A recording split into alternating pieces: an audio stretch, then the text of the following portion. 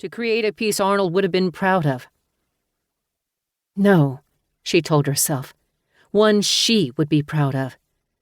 Proud enough to dig up the courage she desperately needed. The courage to put her work out in the world for others to see, to judge. The hum of tires on the road made her turn. She watched the UPS truck pull up to the curb and a big, burly man get out. "Oh, that's heavy," she called as the driver extricated her package from the back of the truck. "Let me get you a cart." "No need, ma'am. Where do you want it?" Rosalie pointed to the driveway. She would wheel it to the studio herself as soon as she finished transplanting. And that couldn't come soon enough. "Okay, then," the man said. "Have a lovely day. I imagine you'll be watching the inauguration later." Sure. Yes." She waved him a goodbye, thinking, no way. This girl would rather be pressing her fingers into the new clay than watching Richard Nixon sworn in as the 37th President of the United States. With her knees back on the grass, Rosalie placed the baby plants in the dirt and tucked them into the ground like a mother tucks her babies into bed. Splashes of bright green and hot pink leaves dotted the garden. She stood and bent backward, stretching out her spine.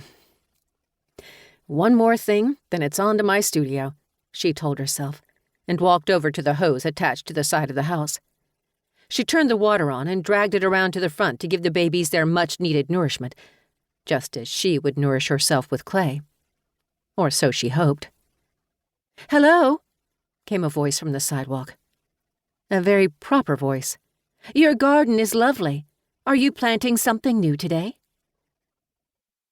Rosalie turned to find a woman dressed in a straight skirt, pleated in front, and a dropped-waist blouse. More like 1929 than 69. It even had the bow draped around the V-neck collar. In one hand she held a lit cigarette, in the other a leash attached to a caramel-colored dog with fluffy ears. Thankfully, she was gloveless, or Rosalie would have had to check the calendar. "I've been admiring the way the flowers sort of meander in the border," the middle-aged woman said.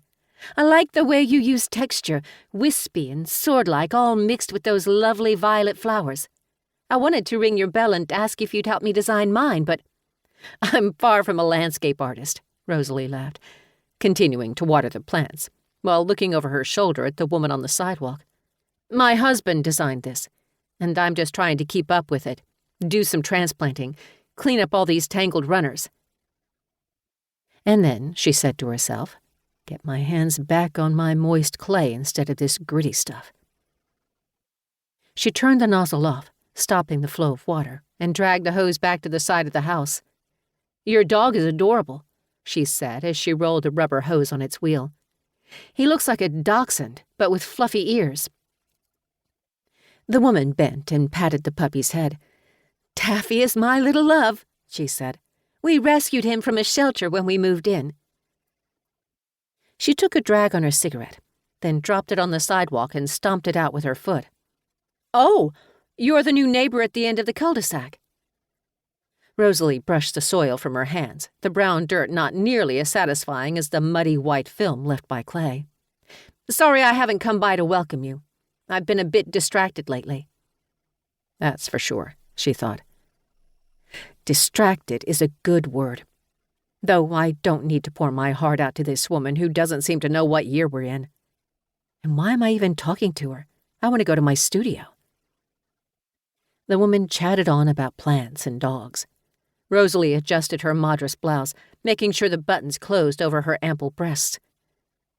I should invite her in for a cup of coffee, she thought. Some neighbors did that for me when I was new. But now?